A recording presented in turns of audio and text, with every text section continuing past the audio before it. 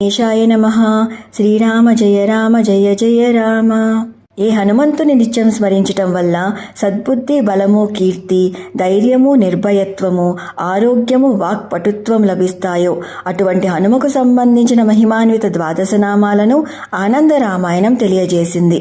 వాటిని ఈరోజు ఒక్కసారి స్మరించుకుందాం. హనుమాన్ అంజనాసూను వాయుపుత్రో మహాబలః రామేష్టః ఫల్గుణః సఖః పింగాక్షో అమిత విక్రమః ఉదతిక్రమణశ్చైవ సీతాశోక వినాశకః లక్ష్మణ ప్రాణదాతా చ దశగ్రీవస్య దర్పః ద్వాదశైతాని నామాని కపీంద్రస్య మహాత్మనః స్వాపకాలే పఠేన్నిత్యం యాత్రాకాలే విశేషతః తస్య మృత్యుభయం నాస్తి సర్వత్ర విజయీ భవేత్. గొప్ప దవడలు కలిగినవాడు, మహాజ్ఞాని అయినవాడు, అంజనీసుతుడు, వాయుపుత్రుడు, వజ్రం వంటి బలం కలిగినవాడు, శ్రీరామచంద్రుని యొక్క ఇష్టుడు, యుద్ధభూమిలో అర్జునుడి యొక్క ధ్వజంపై విరాజమానుడే ఫల్గునుడికి అంటే అర్జునుడికి సకుడిగానున్నవాడు, పింగాక్ష అంటే బంగారపు వర్ణపు కళ్ళు కలవాడు, అపార బల పరాక్రమ సంపన్నుడు, సీతాన్వేషణలో భాగంగా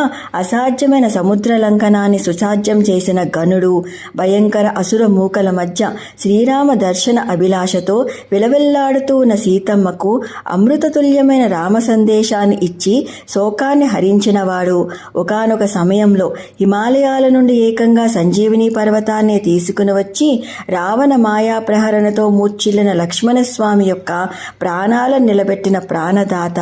బహు సందర్భాల్లో దశ శిరస్సుల రావణాసురుడి యొక్క దర్పాన్ని అణచినవాడు, కపుల్లో శ్రేష్ఠుడు, మహాత్ముడు అయిన హనుమంతుని యొక్క ఈ ద్వాదశ నామాలను కనుక ప్రతిరోజు నిద్రపోయే ముందు గాని, విశేషంగా యాత్రా సమయాల్లో గాని నిత్యం పఠించిన వారికి మృత్యుభయం తొలగి తలపెట్టిన ప్రతి కార్యంలో విజయం లభిస్తుంది అనడంలో ఎలాంటి సందేహం లేదు.